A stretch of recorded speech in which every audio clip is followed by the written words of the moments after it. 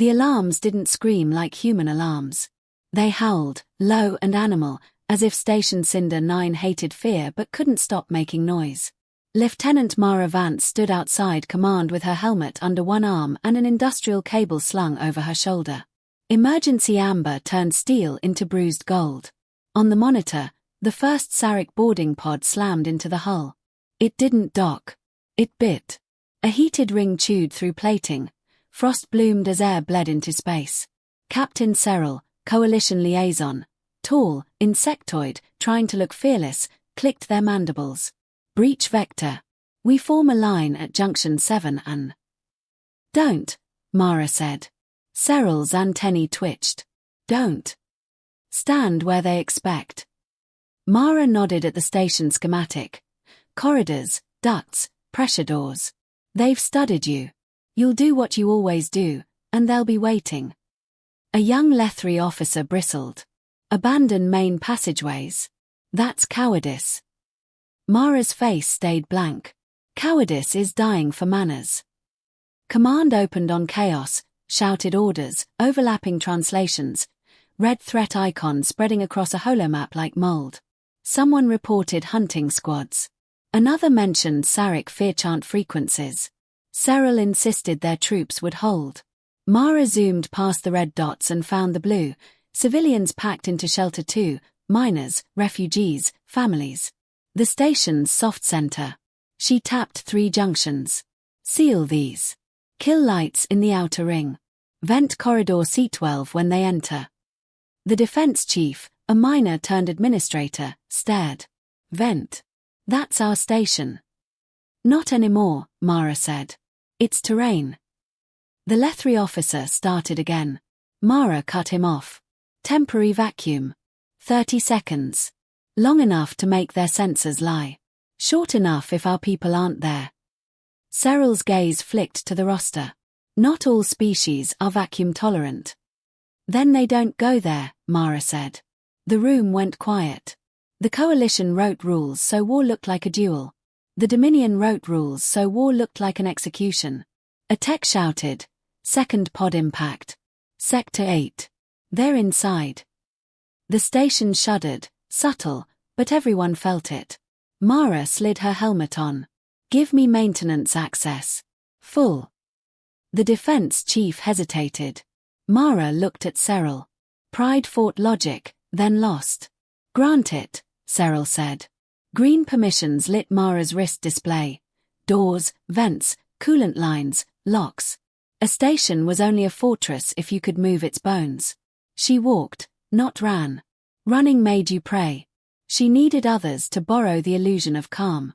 In the outer ring, a Coalition squad waited at a T-junction. 5 soldiers in polished armor, rifles braced. Their sergeant lifted a trembling hand. "Lieutenant Vance. We've established." "Drop it," Mara said. The sergeant froze. "Drop the defense. Drop the lights." Mara pointed up. "And stop aiming down a hallway you can't control. Come." They followed her into a maintenance crawlspace that smelled of dust and old lubricant. It was tight, loud with breathing, metal scraping. On Mara's display, a heat signature cluster moved with predatory certainty toward corridor C12. "They're fast," the sergeant whispered. "They're confident," Mara replied. "That's better." She popped a panel, exposing thick coolant pipes, and threaded her industrial cable into quick loops at throat height. The soldiers watched, confused. "That's cargo restraint," Amara trooper rumbled. "Today it's restraint," Mara said. "Tomorrow it's a lesson." On the display, the Sarek reached the corridor. Their chant began as a vibration through the station, designed to make lungs tighten and hands shake. The squad stiffened. Mara keyed her comm command. "Vent C12. Now." A voice stalled. "Lieutenant." "Now." The corridor lights died. Air tore past the grills with a violent hiss. Frost raced along the metal. Through a service slit, Mara saw tall armored figures moving like wolves in a narrow tunnel.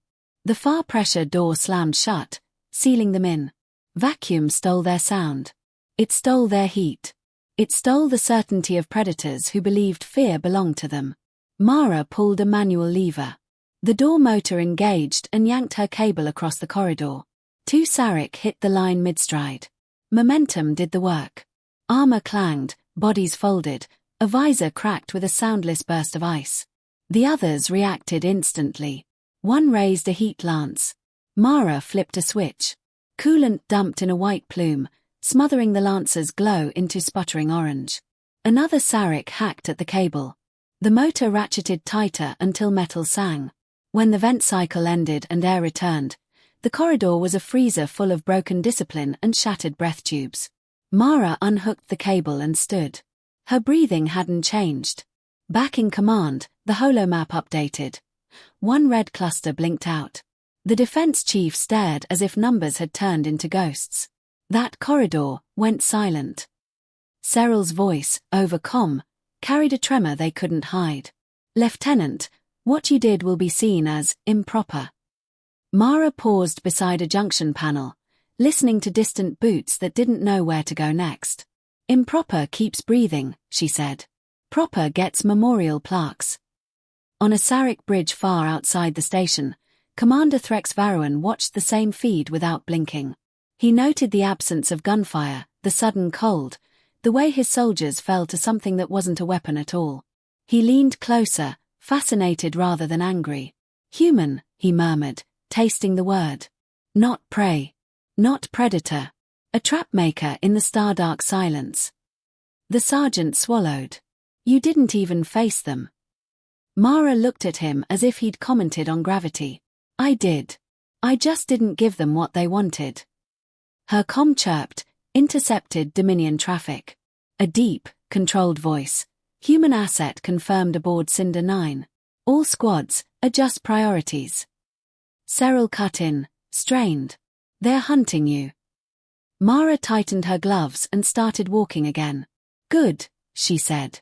"Means they're not hunting the children." Over the speakers, a Dominion transmission overrode the alarms, translated into every tongue. "Human. Come out. We will give you a clean death." Mara reached a wall console, rerouted the channel to station-wide broadcast, and answered once, soft, clear. "You can have a dirty one."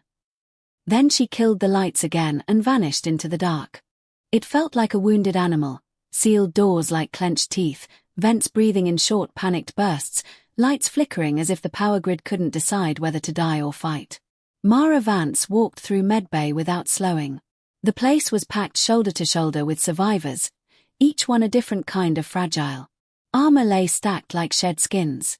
Blood floated in globules near the ceiling fans, refusing gravity the way fear refused logic. A medic, thick arms, 4 eyes, hands stained dark, stepped into her path. "Lieutenant, you're leaking." Mara glanced down. Her left side was slick where a piece of shrapnel had torn through the seam of her undersuit. She hadn't noticed the warmth. Pain arrived late when survival came first. "I know," she said. "You require sedation. You require closure of the wound. You require rest."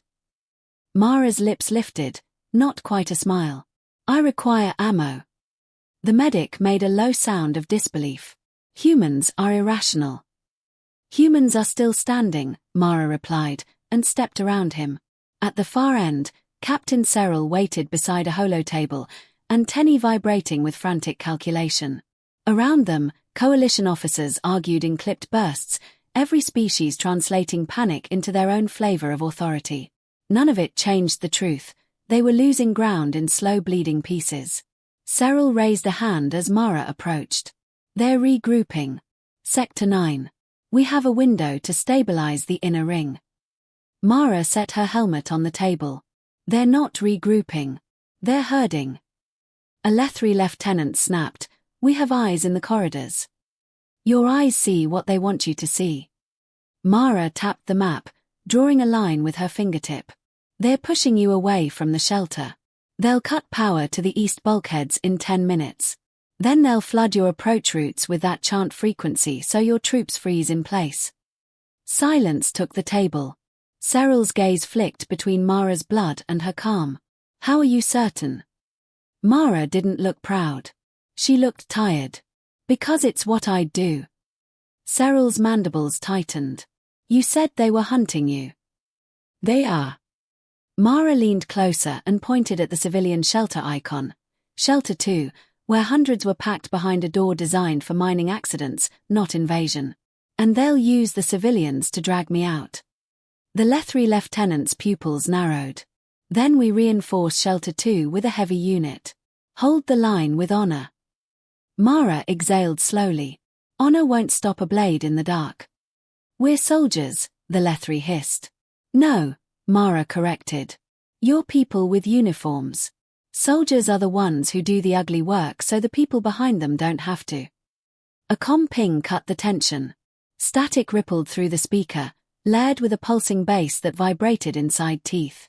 The blood choir. The Sarek didn't just kill. They made killing contagious. Their chant wasn't meant for ears, it was engineered for nerves. A low sequence designed to trigger instinctive fear responses in most known species. The perfect weapon against armies that still believed terror was a moral failure instead of a tactical tool. A Vekri officer jolted as if shocked. Their hand flew to their throat. I can't breathe. Cyril's legs stiffened. Antennae went rigid. Around the table, several troops backed away, eyes unfocused. The station suddenly felt smaller. Mara watched the reaction like she was observing weather. Then she turned and walked to the nearest interface panel. What are you doing? Cyril rasped. Mara's fingers moved fast, turning the station into a bad radio. She rerouted internal comms, pushed every speaker output into a thick band of static, then overlaid a low rhythmic pattern, old human percussion loops, uneven and blunt. Not music. A heartbeat with teeth. It drowned the chant's edge, broke its rhythm, scattered its hooks. Within seconds, the Vekri officers' shoulders dropped. Cyril blinked, forced their breathing into steadier cycles. The Lethri lieutenant looked around as if waking from a nightmare they didn't remember choosing. Cyril stared at Mara. You counted it. I interrupted it. Mara grabbed her helmet. Fear likes patterns. A sudden gunshot cracked from down the corridor. Then two more, close and frantic. Mara didn't ask what it was. She moved. The hallway beyond medbay was lit only by emergency strips, thin blue-white lines along the floor. A coalition squad stumbled backward, firing into darkness. Their shots sparked off alloy. One of them screamed, a pitch too high to be pain alone. Mara pushed through them. Stop shooting. A trooper yelled, They're right there. Mara crouched and listened. Footsteps, light, controlled. Breathing through a mask. Not one enemy. 3. Fall back behind that door, Mara ordered. Don't turn around. Just move. The squad obeyed, mostly because her voice didn't allow debate. Mara stepped into the open corridor alone and tilted her head. The darkness shifted. A Sarek warrior emerged like a nightmare choosing shape. Tall, plated, eyes glowing pale blue under a visor. Heat lance in one hand, blade in the other. He moved with ritual confidence, the kind that came from a lifetime of never being prey. You, the translator in Mara's ear murmured, picking up his words. The small one. Mara didn't raise her rifle. She let it hang. The Sarek tilted his head, amused. No claws. No fangs. Soft tissue. How do you still draw breath after my kin hunt your halls? Bad childhood, Mara said flatly. A second Sarek slid into view behind him, then a third. They formed a half-circle, slow and deliberate. They wanted her trapped, spectacle ready. The lead warrior's voice dropped to something almost gentle. Surrender. Your allies will be given swift end. Your civilians will be taken as labor. You will be studied. Mara's eyes flicked toward the ceiling vent above them. A tiny green light on her wrist display blinked, coolant pressure stable. She spoke as if negotiating. You're offering me mercy. The warrior clicked, pleased. Mercy is domination without waste. Mara nodded once. Then I'm going to waste you. She lunged forward, not toward him, past him. Her shoulder slammed his chest plate hard enough to throw him off balance. His blade scraped her armor. Pain bit deep and bright, immediate now. She didn't stop. Mara drove her helmet into the side of his visor with a brutal headbutt. Polymer cracked. The Sarek staggered back with a rasping hiss as oxygen escaped his mask. The second warrior raised his heat lance. Mara snapped her hand to her belt, pulled a compact wrench, and flung it with a mechanic's precision. It struck the lancer's emitter. The weapon coughed, sputtered, and died. The third Sarek surged in. He was faster than she was, stronger than she could ever be. His arm hooked around her ribs like a steel bar and lifted her off the floor. Ribs protested. Breath vanished. Mara's vision narrowed. The Sarek's face came close, visor reflecting her own. Fragile. Mara's voice came out strangled but steady. Yeah. She kicked out, not at him, at the wall panel beside them. Her boot connected. The panel shattered. A spray of freezing coolant burst into the corridor with a white roar, washing over the Sarek's armor joints. His grip loosened as servos stiffened and his mask iced along the seal. Mara dropped, hit the floor hard, rolled, and came up with a jagged shard of metal ripped from the broken panel frame. The lead warrior swung blindly, one-handed now, trying to keep his oxygen line intact. His confidence was gone. His stance became survival. Mara stepped inside his reach and drove the shard up into the exposed seam beneath his arm. He convulsed, choked on his own breath, and fell. The second tried to retreat. Mara didn't chase like a hero. She grabbed the dead Sarek's heat lance and fired once, point blank, into the runner's spine. The beam burned through armor like butter under a torch. The warrior collapsed mid-step. The third, half frozen, clawed at his mask seal with shaking fingers. Mara approached, blood dripping into slow-floating beads. He looked at her, truly looked, with something that wasn't hatred. It was confusion. Your body is broken, he rasped through translator static. Why do you move? Mara's hands trembled slightly as adrenaline began its slow retreat. She swallowed the metallic taste of her own blood. Because pain, she said, is information, not permission. She turned away before the answer could become a speech. Behind her, coalition troops stared like she'd torn reality open. Cyril arrived seconds later, eyes fixed on the bodies, then on Mara's wound that had started bleeding again. You're injured, Cyril said, voice tight. Mara wiped her mouth with the back of her glove. I've been worse. You killed 3 of them alone. Mara glanced toward the shelter's direction, listening to distant impacts, new breaches, new threats. They wanted me alone. Cyril's mandibles clicked. That was a trap. Mara nodded. And now they know traps work both ways. A fresh transmission crackled through the station speakers, smoother than the chant, cold with command authority. Commander Threx Varuan's voice. Human, it said. I see you. Mara stopped walking. For a brief second, the station felt utterly silent, holding its breath to hear her answer. She pressed her comm button. You're late, she said. A pause. Then Threx spoke again, almost curious. You fight like something that should not exist. Mara looked at the corridor ahead, dark, narrow, full of hiding places. She could already picture the next move, the shelter, the civilians, the ultimatum. She replied softly, I fight like someone who has people behind her. Threx's voice turned sharper. Then you will come. Mara didn't deny it. She just started running. Mara didn't sprint like the coalition soldiers did, arms pumping, breath ragged, panic driving the legs. She ran like she'd run before, years ago, through dust and smoke and broken cities where the air tasted of metal and promises. Lean, efficient, conserving force because the end of the hallway was never the end of the problem. The maintenance tunnel swallowed her in darkness. Pipes sweated. The station vibrated with distant impacts, boarders forcing doors, boots hitting deck plates, the occasional sharp crack of gunfire that ended too quickly. Behind her, Sergeant Kellen Price caught up, helmet crooked, visor fractured from earlier. Human. One of the few. You're bleeding again, Kellen said. Yeah, Mara answered. Keep up anyway. He glanced at the schematic on his wrist screen. Shelter 2 is 3 junctions ahead. Coalition's trying to hold Sector 9. They won't, Mara said. That's a hell of a vote of confidence. It's math, she replied, and dropped into a hatch that led into a narrow crawlspace. The tunnel barely fit a full-grown human, let alone the tall coalition species that tried to follow and immediately got stuck. A Vekri trooper cursed behind her, voice warbling with strain. Human tunnels are insultingly small. They're not tunnels, Mara said, dragging herself forward by elbow and forearm. They're arteries. She reached a junction grate and peered through. Below, the corridor outside Shelter 2 was lit by emergency strips, thin light like surgical blades.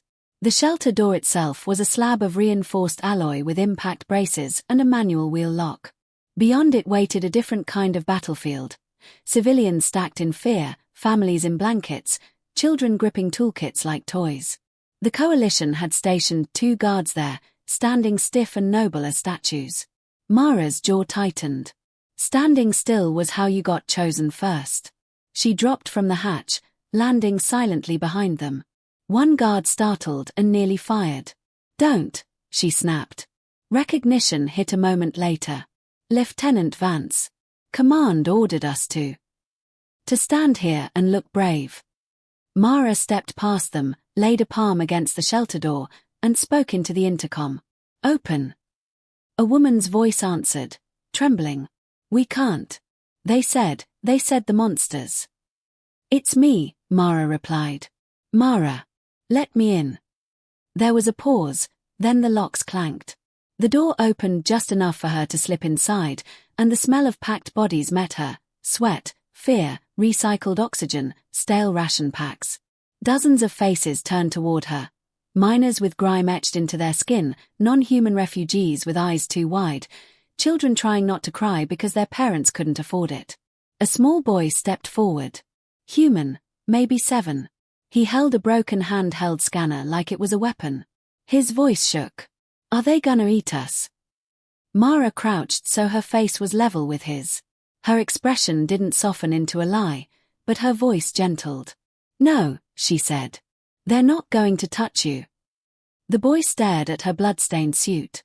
"You're hurt." Mara nodded. "I've been hurt before." His grip tightened on the scanner. "Does it hurt a lot?" Mara paused, searching for something honest that wouldn't leave him hollow. "It hurts enough to remind me I'm still here," she said. "That's all." Then she stood and addressed the room. "Listen. Nobody moves unless I tell you. If you hear noise, you stay down. If the lights die, you stay down. If the door shakes, you stay down. You understand?" A chorus of fearful agreement rippled back.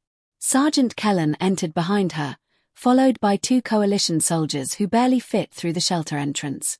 One of them, the insectoid Captain Cyril, looked like their pride was being forced through a doorway along with their body. Cyril's eyes swept the civilians. "This is where the Dominion will strike." "They're already striking," Mara said.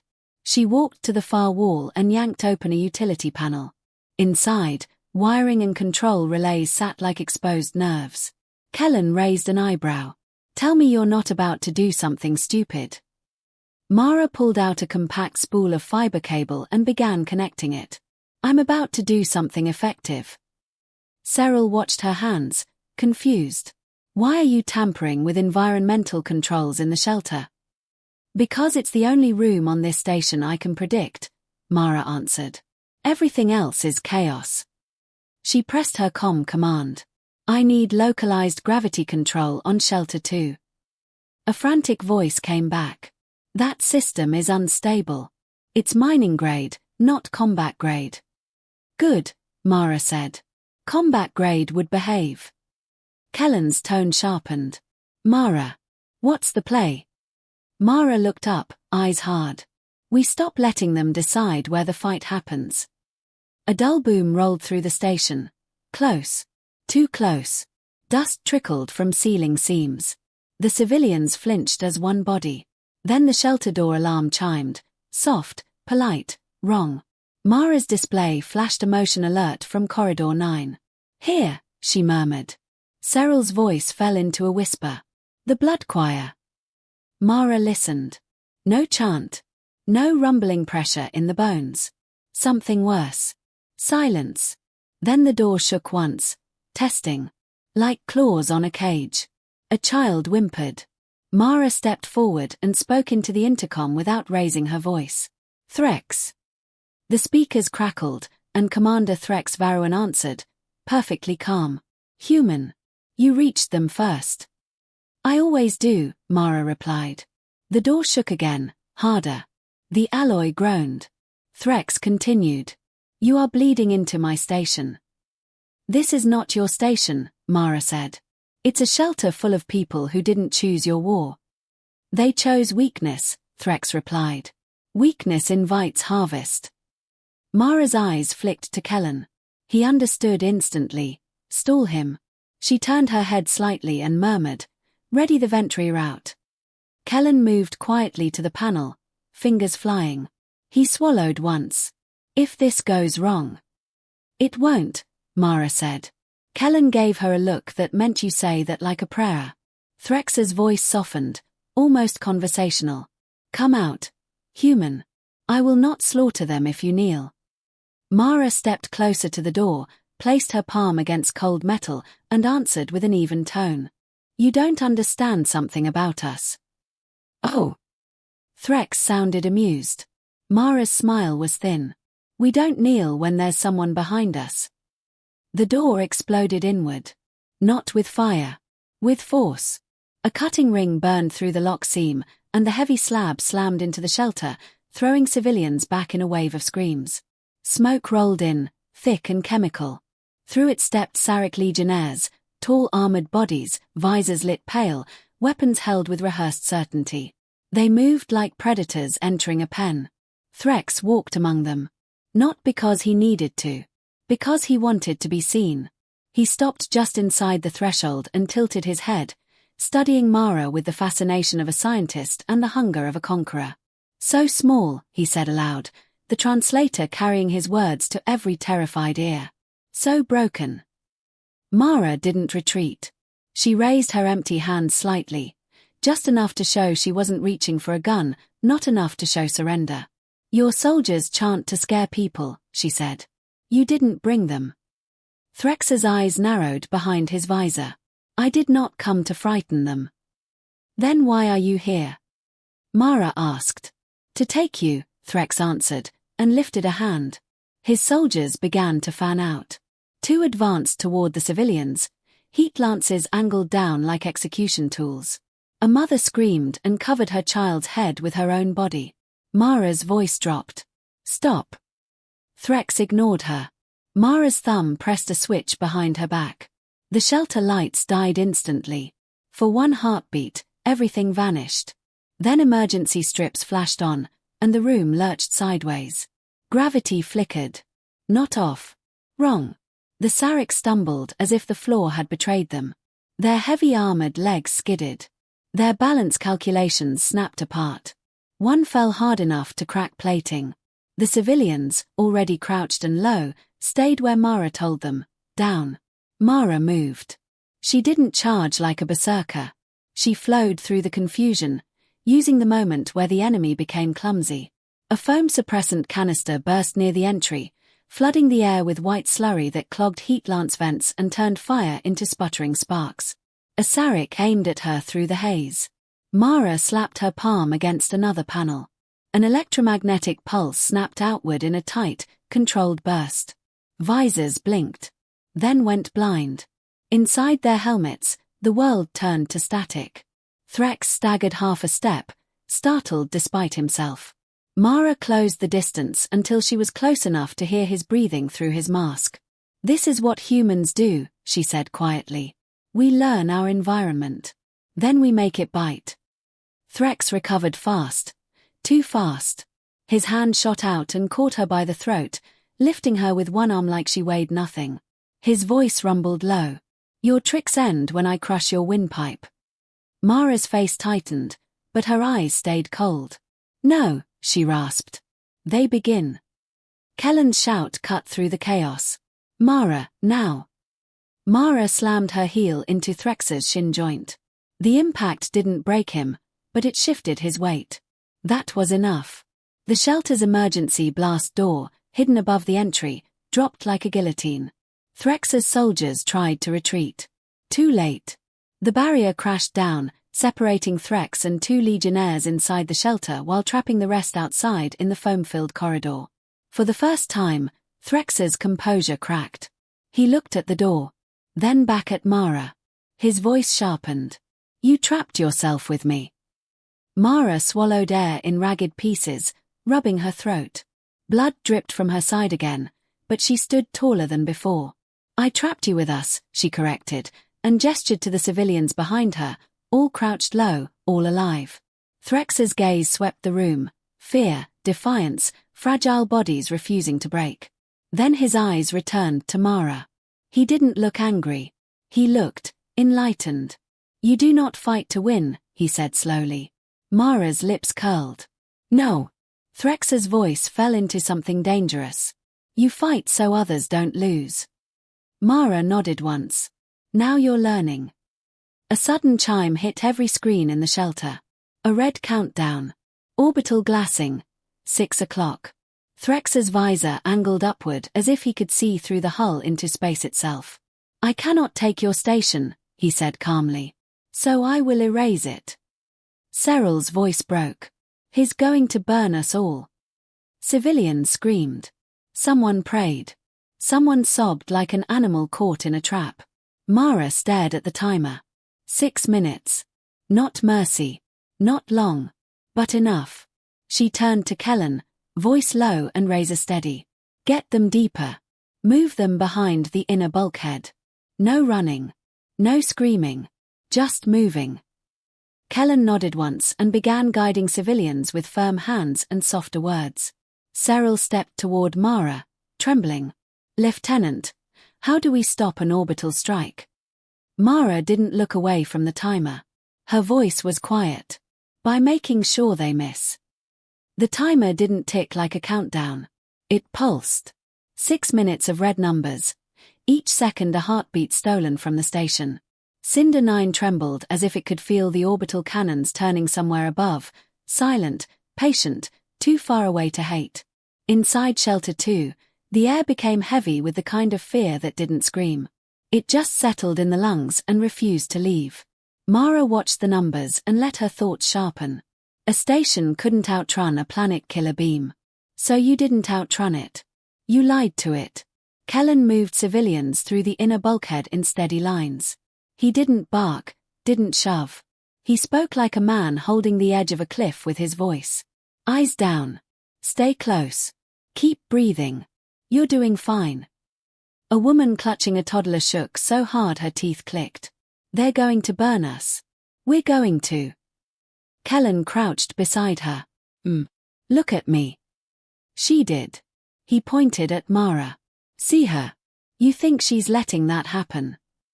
The woman blinked through tears. She's just one person. Kellen's smile was grim. Yeah, that's the problem for them. Across the shelter, Threx Varuan stood behind the dropped blast door, locked inside with 2 of his legionnaires. Even trapped, he held himself like a ruler on a throne, calm in the center of chaos. He watched Mara the way a predator watches fire, fascinated, wary, offended by its refusal to behave. Your station will be glass, Threx said. In moments. Mara didn't face him. She knelt at the utility panel and rewired the gravity relay with blood-slick fingers. Then you're out of time. Threx's tone sharpened. You are also out of time. Mara glanced at the countdown. 5:12. You're assuming, she said, that your ship keeps control. Cyril moved up beside her, trembling but present. Lieutenant, the targeting relay is on the flagship. We can't reach it. We don't have a ship. We don't have. Mara snapped a cable into place. We have a railgun. Cyril stared. A mining launcher. A mass driver, Mara corrected. Pointed at the sky. It doesn't need to kill the flagship.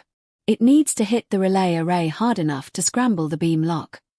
Kellen returned, breathing hard. You're talking about the old cinder cannon. Mara nodded. It's still bolted to the spine. That thing hasn't fired in 12 years. Then it's due, Mara said. Threx laughed softly, the sound wrong coming from something so controlled. A primitive slug cannon against Dominion targeting. You think impact will change mathematics? Mara stood, shoulders squared, and finally faced him. You think war is math, she said. That's why you keep getting surprised.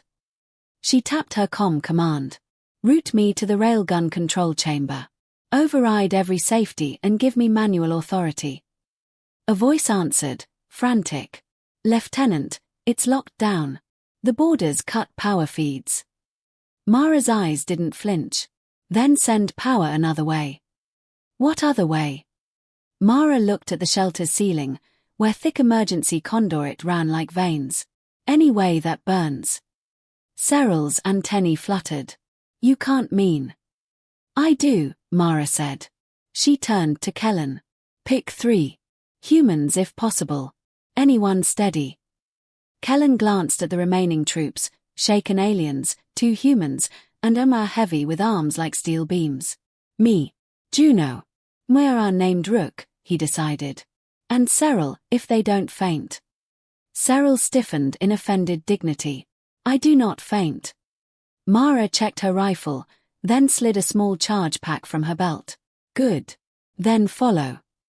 They left Shelter 2 through a maintenance exit, crawling into ducts that smelled of burnt insulation. The station was dim now, power cycling as systems failed. Somewhere nearby, a Sarek squad hammered on a door, impatient. The tunnel opened into a junction corridor lined with abandoned crates. Mara halted and raised a fist. Everyone froze.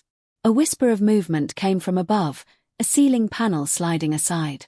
A Sarek dropped like a falling blade, aiming straight for Mara. She didn't dodge backward. She stepped forward. His knife scraped her shoulder plate, carving a hot line. Mara caught his wrist, twisted hard, and drove her forehead into his visor with a vicious crack. The Sarek reeled. Kellen finished it with 2 shots, close enough to smell scorched plastic. Cyril stared at Mara's bleeding shoulder. You should be slowing down. Mara wiped the blood away with a rough motion. Later. Rook, the MYR, rumbled.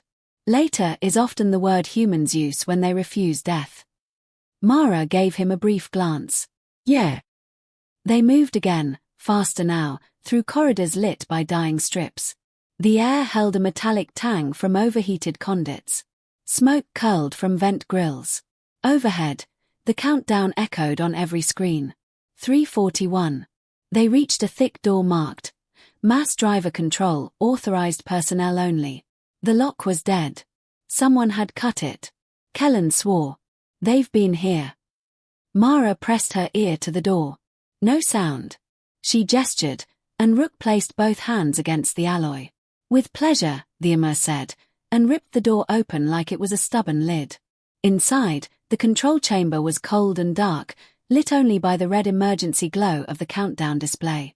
The railgun's manual interface sat dormant, covered in dust and old grease stains. Cinder's last big tool, waiting to be remembered. Mara stepped to the console and slammed the charge pack into the main input. The chamber hummed. Nothing else happened. Cyril's voice rose in panic. Power isn't reaching the capacitor banks. Mara's jaw tightened. Then we feed it. Kellen's eyes widened. Mara. Don't. Mara looked at him. We don't have time for gentle. She grabbed the emergency conduit key and yanked open the floor hatch. Below, thick cables glowed faintly, alive, hot, angry. Rook leaned over. Direct coupling will overload. Then we do it fast, Mara said. She stripped a section of her undersuit sleeve, wrapped it around her hand, and grabbed the exposed conduit. Pain slammed into her like a hammer. Her teeth clenched so hard her jaw ached. The console lights surged. Kellen lunged forward. Mara, let go. Mara's voice came out tight, strained. On my mark. Align the cannon to the flagship's belly. I want the relay dish. Cyril typed with shaking hands, antennae quivering. Target lock, approximate. The station is rotating. Compensate, Mara growled. A Sarek war cry echoed from the corridor outside. They'd been found. Juno, young human marine, eyes too sharp for her age, took position at the door with her rifle. Company. Shots sparked off the frame. The chamber filled with ringing impacts. Mara held the conduit harder. Her vision flickered at the edges. Her heart hammered like it wanted out. Cyril shouted, "Capacitors charging. 30%. Faster." Mara snapped. Rook moved to reinforce the door, bracing it with his shoulder. Metal warped under enemy blows. He grunted, muscles shaking. Kellen fired through the gap, dropping one Sarek, then another. The countdown hit. 1:26. Threx's voice broke through Mara's comm, calm as a blade. "You will die," he said. "And your station with you." Mara's lips pulled back in something almost feral. She answered, voice raw with electricity and will. "I know." Cyril yelled, "Charge at 90, 95. The door buckled inward. A Sarek arm punched through, clawing, grasping. Juno shot it off at the elbow. Mara's vision flashed white. Full. Cyril screamed. "Fire control ready." Mara released the conduit and nearly collapsed. Kellen caught her by the harness. Mara shoved him off. "Aim." Cyril's fingers flew. Angle set. Relay dish in firing arc. Mara slapped the firing lever down. The station roared. Not with sound, space stole that, but with vibration so violent it shook teeth. The mass driver's recoil slammed through Cinder 9's spine like a kicked god. On the screen, a white streak launched outward, an ugly chunk of processed or accelerated to hellish speed. A heartbeat later, the flagship's silhouette flickered. The slug hit. Not a clean explosion. More like a starship suddenly realizing it had bones. A bloom of debris burst from the belly. A relay dish spun away, tumbling, shedding sparks into vacuum. The orbital targeting beam stuttered. Then snapped off. For one breathless moment, every speaker went quiet. And the countdown froze. Midnight. But the strike never came. Cyril stared at the screen, mandibles trembling. You stopped it." Kellen laughed once, sharp and disbelieving. "Holy." Mara sagged against the console, chest heaving. Blood ran down her fingers again, mixing with grease. The corridor outside fell silent too. Not because the Sarek had vanished. Because they were listening. Threx's voice returned, slower now. "What are you?" he asked, and for the first time, it didn't sound like an insult. It sounded like fear meeting reality. Mara lifted her head. Her eyes were exhausted, but steady. "The consequence," she said. Then she pushed herself upright, turned toward the ruined door, and stepped forward. Because the deadliest thing in the room wasn't the railgun. It was the human who refused to stop walking.